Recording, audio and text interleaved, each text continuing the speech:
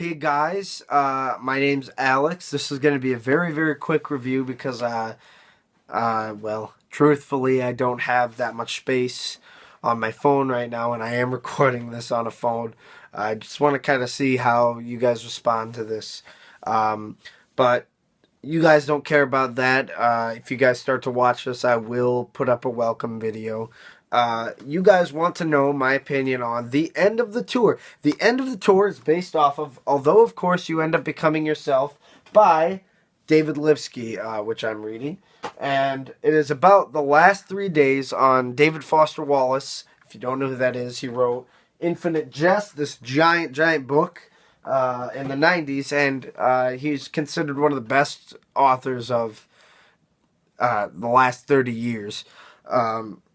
But anyways, this is based off of that book, which is about David Lipsky, who was a Rolling Stone journalist, on David Foster Wallace's last 3 days of his book tour.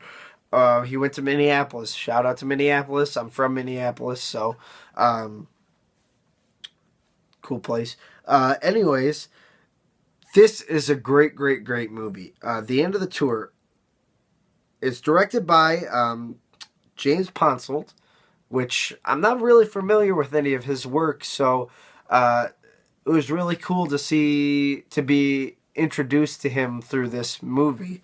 The performances, Jesse Eisenberg, wow, what a crazy, I mean, I love him in American Ultra. I'm a big fan of his work. Him as a person has always thrown me off for some reason. I don't know what it is. It could be me. But Jason Segel, I've always liked Jason Segel, and he really, really shows himself in this movie.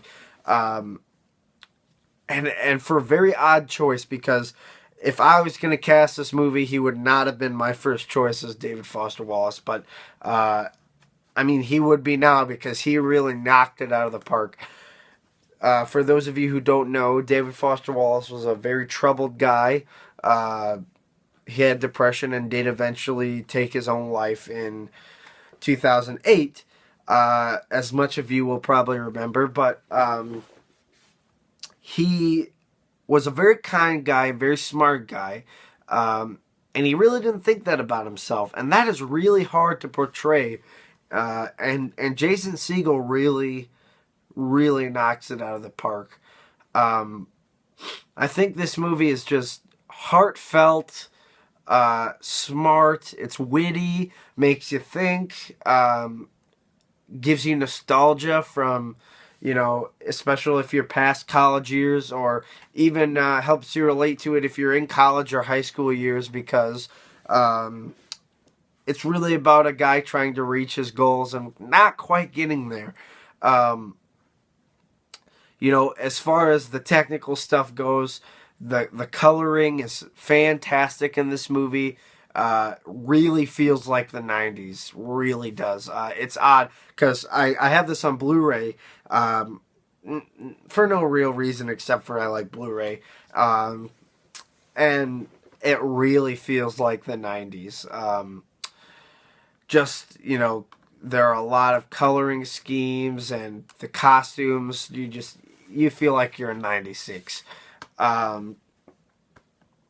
Aside from that, you know, there are some really cool shots in this, especially since most of it takes place in a car, which is really, really tough a lot of the times to feel real, but they really, really do feel very, very real. So if I was going to give this a really quick grade, I'd probably give it a solid A. You know, borderline A+, because I really think that this movie is probably one of the best ones that came out last year. And I know I'm late. I just picked this movie because it really has a really profound aspect on my life. Yeah, so an A. If you like this video, guys, subscribe, and I'll put up more videos. So maybe you'll get to know me a little bit. You'll learn a little bit about my beard and my hat and why my desk is a mess.